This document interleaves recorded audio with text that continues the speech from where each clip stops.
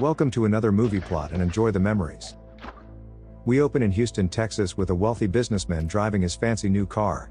He's having a sucky Christmas as the ancient music player malfunctions, and in his distraction he runs off the road into some leftover fur. And if that's not enough, a UFO finishes off his car containing the alien Talec, who says one line the entire movie and it isn't even true. I'm coming, peace. Elsewhere, a burglar breaks into the evidence room at the police station and throws a knife into an officer's chest. He disguises himself as a cop and gives the what seems to be the trouble officer line before stealing some bags of powder and leaving.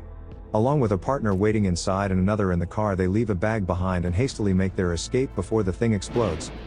They just laugh it off as they're all members of a gang called the White Boys, presumably for their pasty complexions.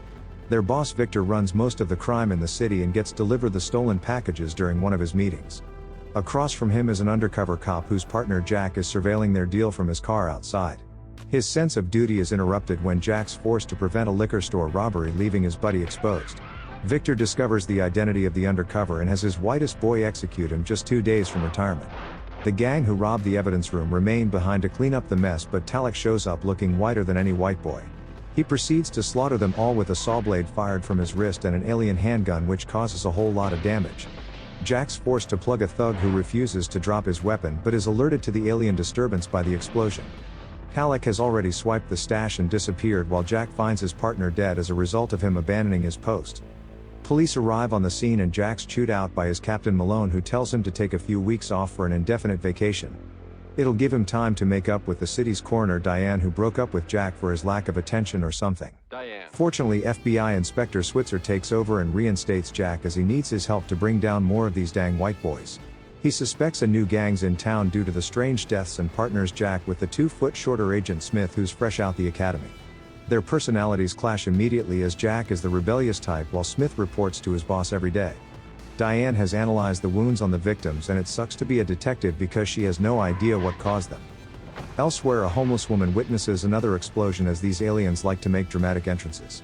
This time it's an intergalactic police officer named Azeck who's been sent here to apprehend the criminal scum.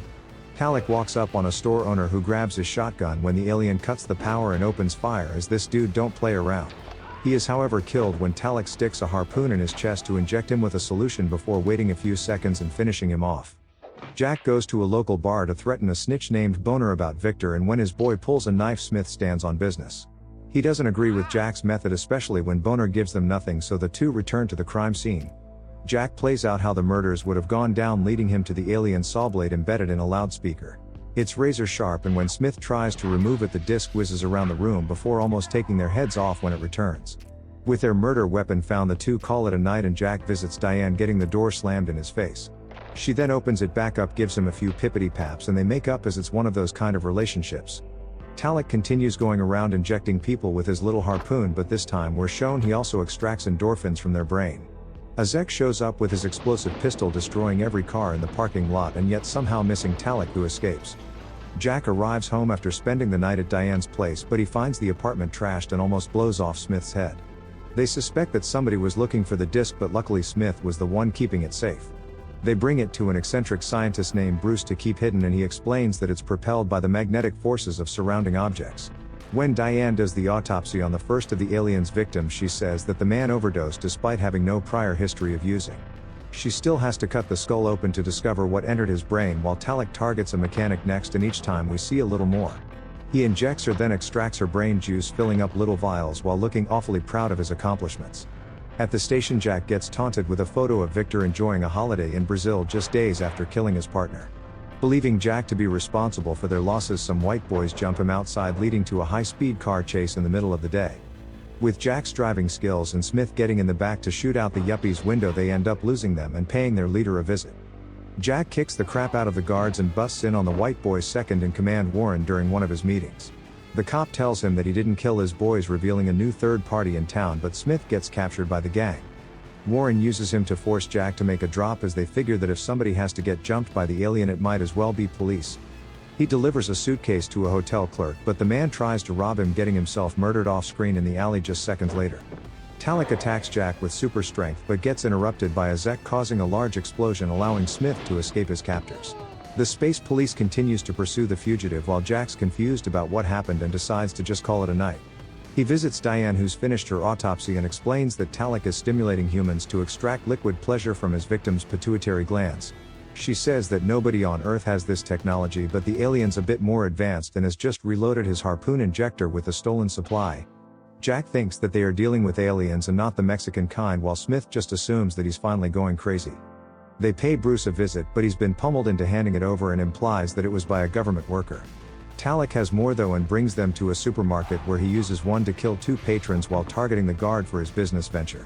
Humans are nothing more than livestock for the aliens' trade, but Azeck arrives demonstrating more of the worst accuracy in the galaxy. At least Talec can hit his shots and mortally wounds Azeck before escaping into the city yet again. When police arrive, none of them are allowed on the scene by the men in black, not even Smith with his fancy federal badge. Jack is told by Malone to just take that holiday as his services are no longer needed, which pleases Diane, who goes to pack her things. Unfortunately for her, the boyfriend won't be attending as Azeck waits for Jack in his car with his guts spilling out all over the floor.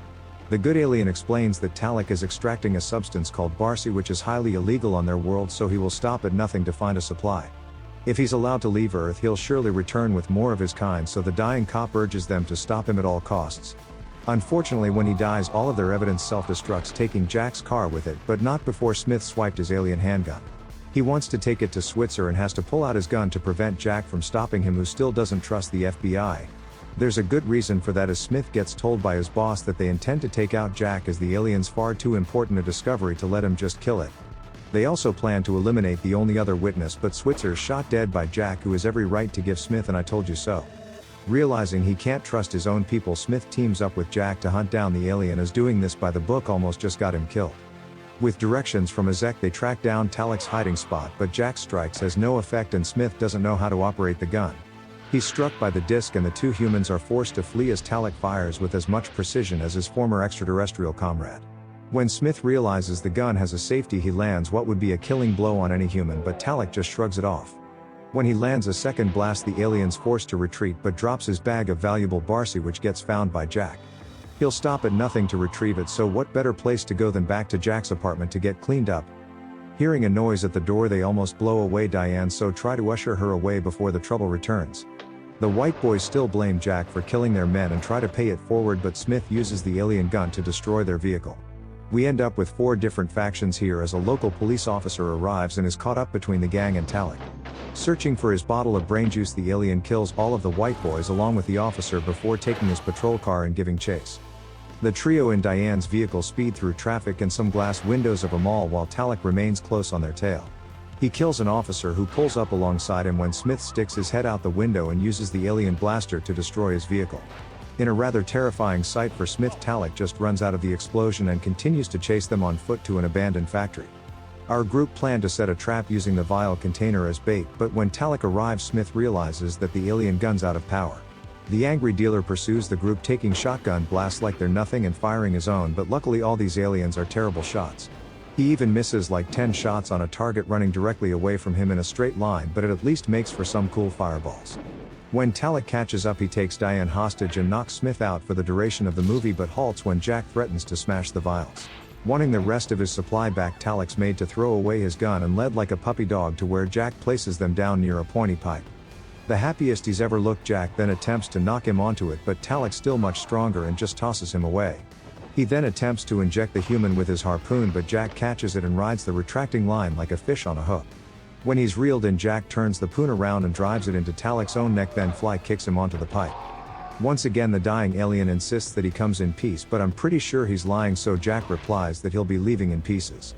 He uses the alien gun to incinerate him along with half the facility, while Diane and Smith were just lucky to have already escaped. With the threat of an alien invasion averted, Jack asks to go to Brazil for their vacation, implying that he intends to hunt down Victor. And the movie ends.